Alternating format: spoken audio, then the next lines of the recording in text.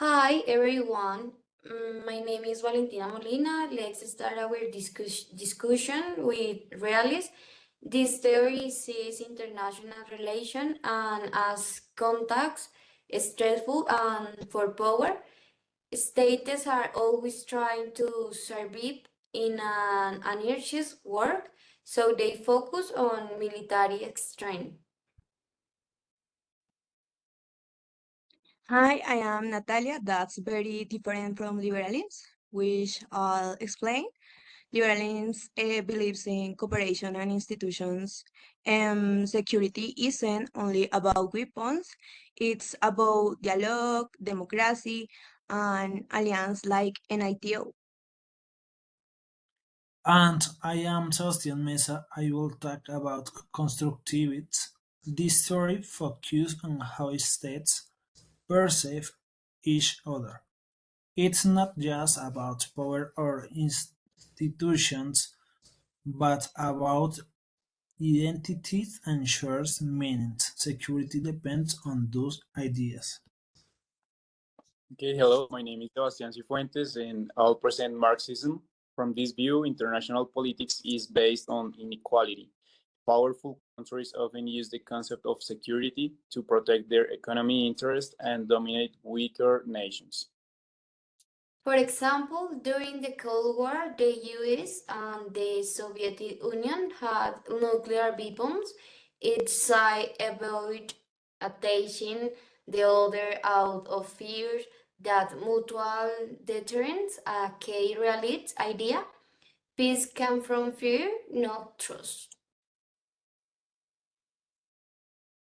Yes, but realism ignores how institutions help it too. The United Nations, even with its limits, create the dialogue during crises. Also, democracies rarely fight each other.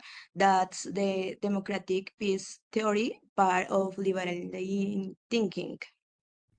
True, and from a constructivist view, those peaceful relations happen because democracies share values. The USA sees Canada differently for Iran, not because of weapons, but because of constructed identities. Okay, let me add something about that. A Marxist might say that these shared values benefit rich countries. Interventions in the Middle East weren't just about terrorism, they were also about oil and market control. I agree that power is not the only factor, but in realism, it's still the base. Without extreme cooperation doesn't even begin. The Cold War was stable because both power were strong. That's why liberalism supports balance through institutions. Power is real, yes, but it's must be regulated. Nuclear non-proliferation theory show how states can limit threats through rules. And constructivism helps explain how some states trust debt agreements and others not believe and norms matter.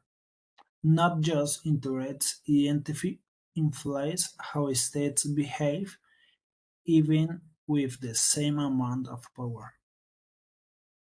But still, we can't ignore economic systems. A Marxist would say peace is unstable if economic injustice continues. Poor nations are often trapped in systems where their security is never prioritized, only the interest of global powers. So we've seen that each theory has something important to say about national security. Realism values power, liberalism through cooperation. Constructivists focus on ideas and identity. And Marxism reveals the role of the inequality and exploitation. Understanding these theories help us see the complexity of global security today. Thank you. Goodbye.